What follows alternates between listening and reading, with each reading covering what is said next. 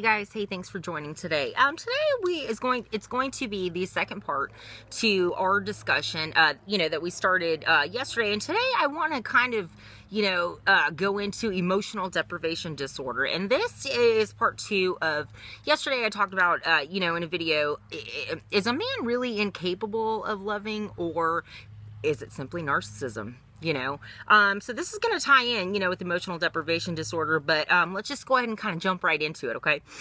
Basically, this is a gentleman who is incapable, of love. It's an emotional, obviously disorder. These people have no idea what it means to love, to feel genuine, empathy and to interact, in a loving manner in a relationship, and it is very difficult for them. Basically, a couple of the mentalities that they have is that, most of the men fall in the range of about the age of about 35 and up, that, tend to be classified, with this disorder.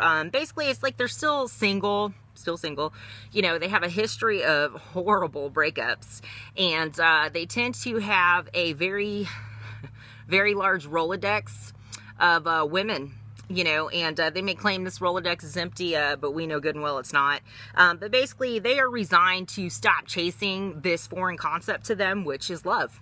So instead, what they will do is they will stick with their Rolodex, okay?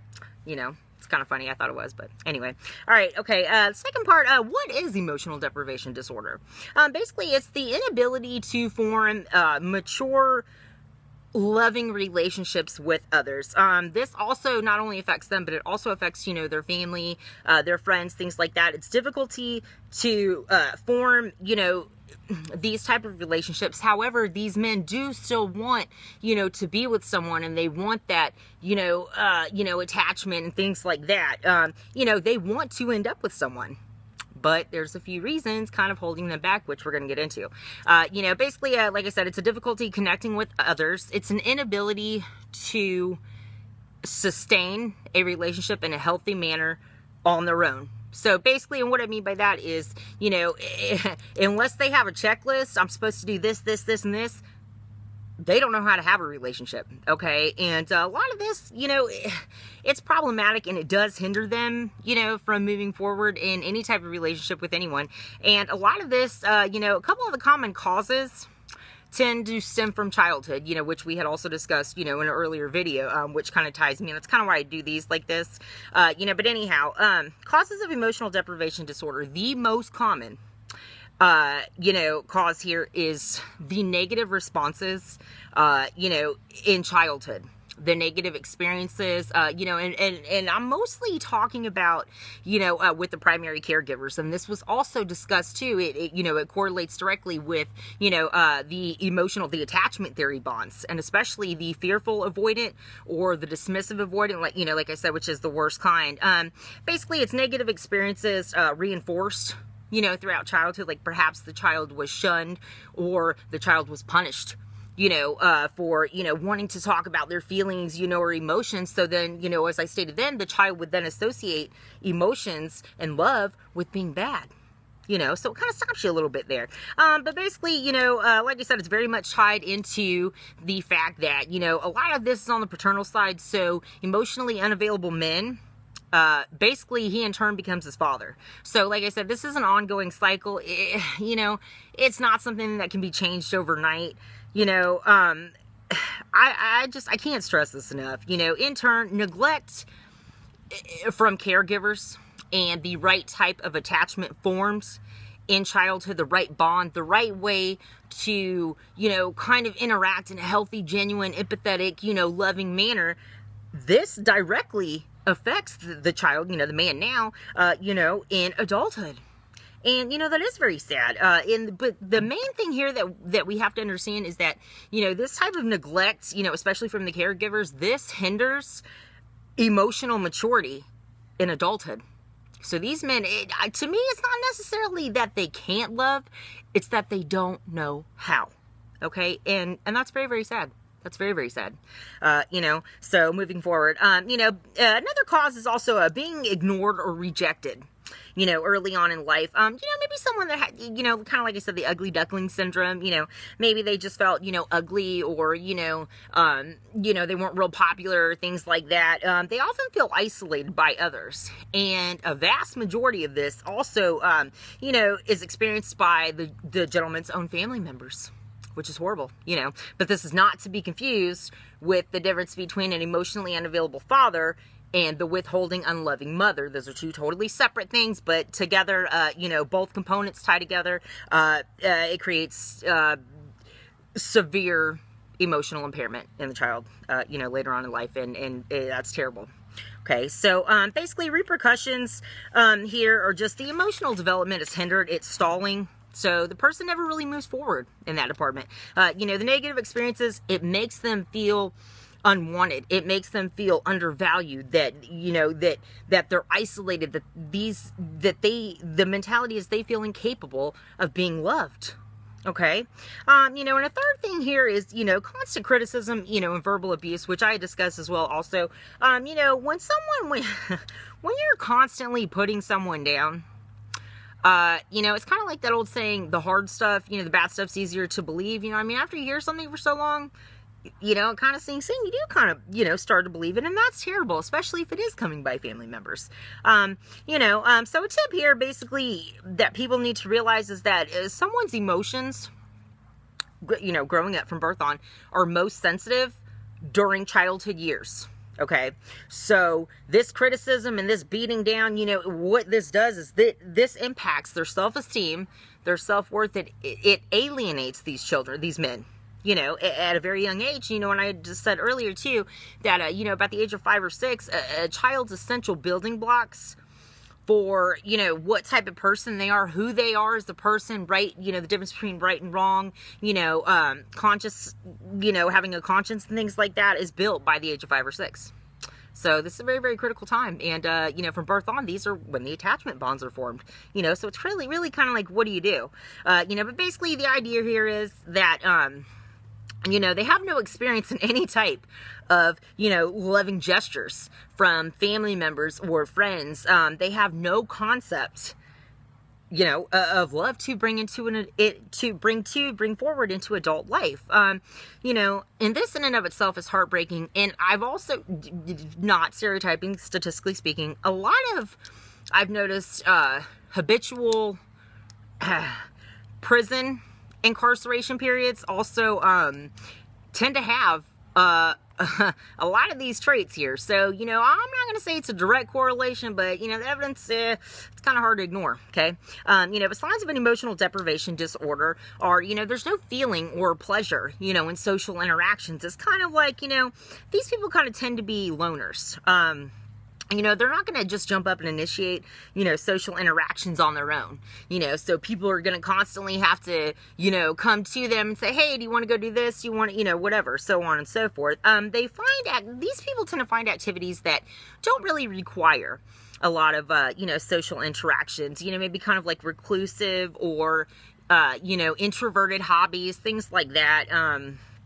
They feel very alone in groups.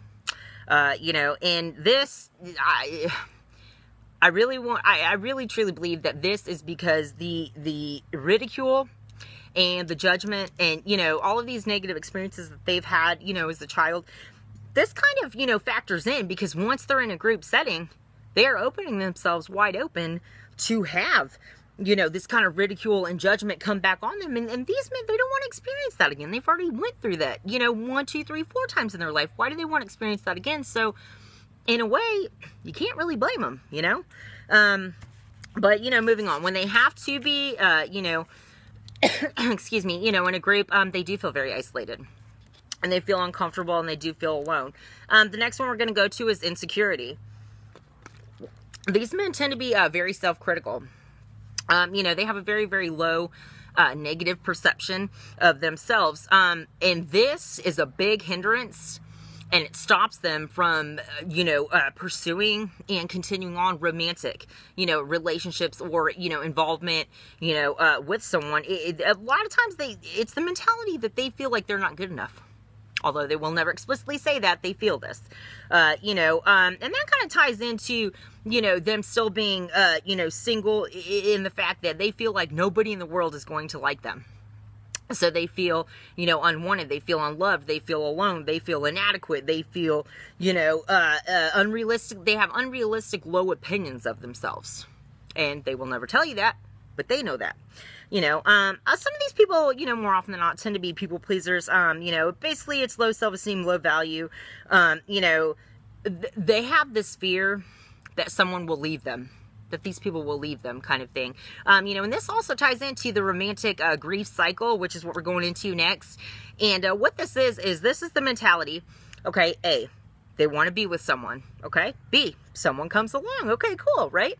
Okay, well then C, these men aren't going to entertain that idea, because deep down, that insecurity and all those judgments and, you know, everything, you know, they're kind of feeling inside, they feel unloved or unlovable, and they feel like they cannot love back. So what's going to happen is they won't entertain the idea, so they push these people away.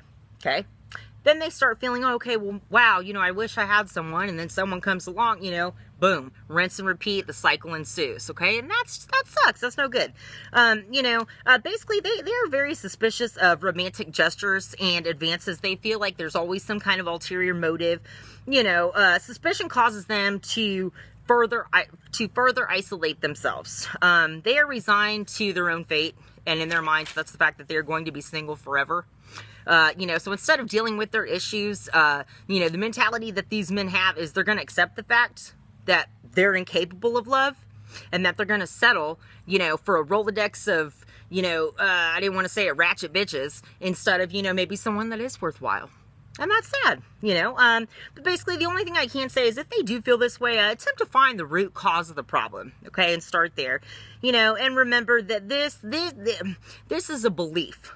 Okay, the idea that a man feels like he cannot love, it's a belief. It is a fixed idea, a fixed illusion that is held by this gentleman, completely unfounded, with no basis in reality. Okay, so it's a belief. You want to get rid of that? Let's change our thought patterns a little bit. Okay, let's try, you know, behavioral therapy, things like that. But real quick, the risks of loving men who can't commit, basically, these women are going to say, oh, but I'm different, I can help them, you know, we want to nurse them back to health, you know, we you know, want to be like this great caregiver in his life, when in actuality, don't assign yourself a role to a man who never asked you to be in his life, you know, so these type of men, generally, another risk is they are reliving dysfunctional family roles. Some of them will stay commitment phobes. You know, they're often incapable of, you know, taking on a trusting partner role. You know, during this time, you know, for the women, delusion takes over, because they, you know, what the women sees is, oh, okay, well, I can help him. He's smiling. I'm giving him all the space he wants. I'm giving him, you know, sex. Oh my gosh, the mentality is it's going to work. And in his mind, nothing's happening. What's going to work? What are you even talking about? And that's sad, you know, so we really need to think about that. Self-esteem basically takes a hit for these women, because the more you invest your time in a man that tells you he is incapable of loving, it's not going to happen with this guy, basically. And, you know, some people learn the hard way. I'm not going to go into that, but, you know. So anyway, you know, basically, and for these women, another risk is, you know, the time is lost. You invest your time in Mr. Right, but in actuality, he doesn't want to be Mr. Right. So you end up investing time in someone who's Mr. Good enough for right now. And that's horrible. Heartbreak looms, you know. And so if you're willing to, you know, risk heartbreak in this type of man who is incapable of loving, make sure this guy is worth your tears.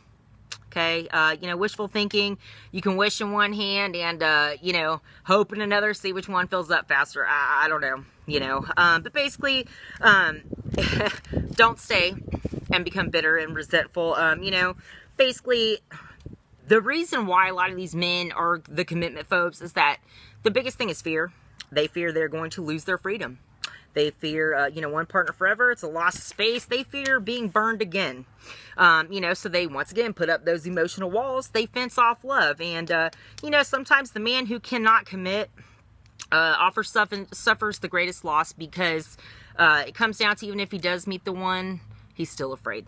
So anyway, that's what I have for today, guys. And as always, thank you for joining. And if you have any questions, join me tomorrow. We're going to have a great discussion then. Bye.